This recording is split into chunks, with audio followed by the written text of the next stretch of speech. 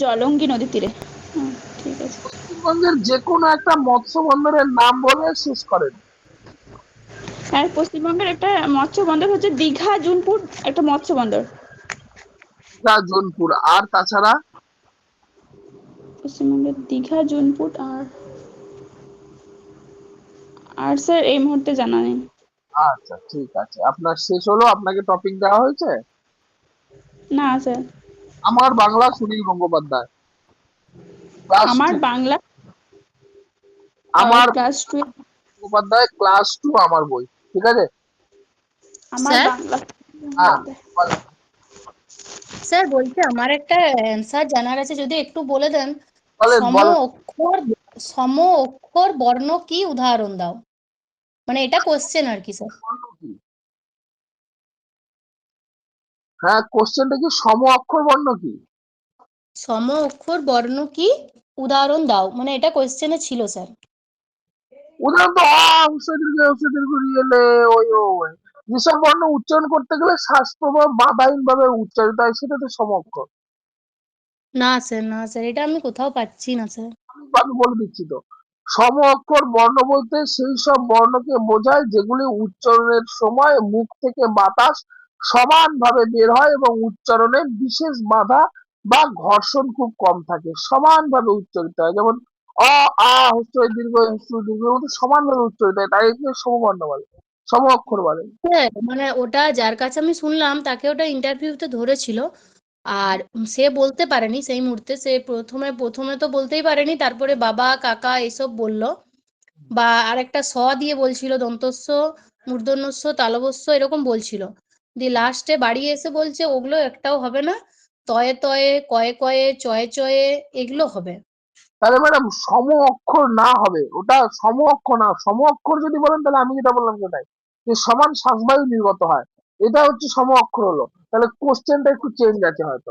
তয় তয় ময় ময় এগুলো যদি হয় তাহলে এটা আমাকে মানে এটা নাম নাম আলাদা হবে, মানে এখানে সম অক্ষর হবে না। বুঝতে হ্যাঁ পারলাম। স্যার, ও তো সম অক্ষরই ধরেছিল স্যার। সম এটা অক্ষর নিয়ে আমি মানে বই খুঁজছি, কিন্তু বইয়েও স্যার পাচ্ছি না এই জিনিসটা। আমার কাছে কিন্তু তাই দিচ্ছে যে সমান শ্বাসবায়ু সমানভাবে নির্গত হয়, এটা দিচ্ছে কিন্তু আমাকে। ঠিক বুঝতে আছে, পারছি না, এই আপনি একটু কোশ্চেনটা আমার অনেক দিন ডাউট আছে। ভালো করে করবেন, হ্যাঁ। হুম। স্যার আচ্ছা, আমাকে যে টপিকটা দিলেন আমি তো ওটা পেলাম না স্যার, আমি নাউনটা পড়াবো কি?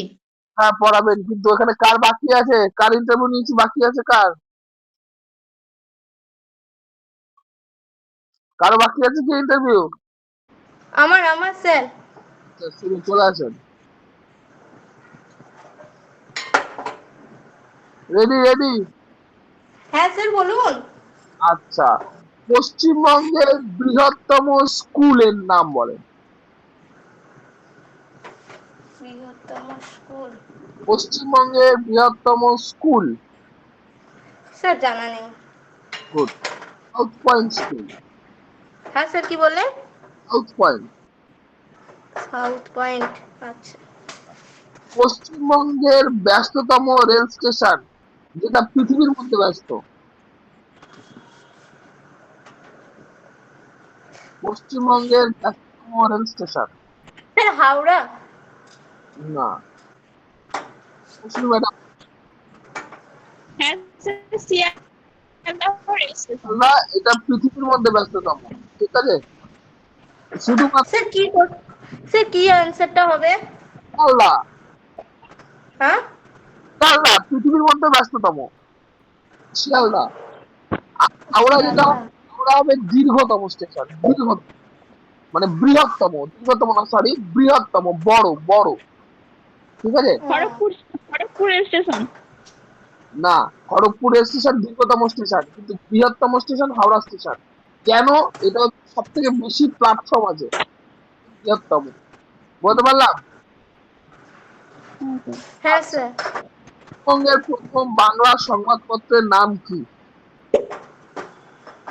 স্যার বলছি স্যার। স্যার সমাচার দর্পণ। বাহ, দারুণ অ্যান্সার পেয়েছি। পশ্চিমবঙ্গের উচ্চতম স্যার এটা নয়। স্যার এটা ঠিক না ভুল?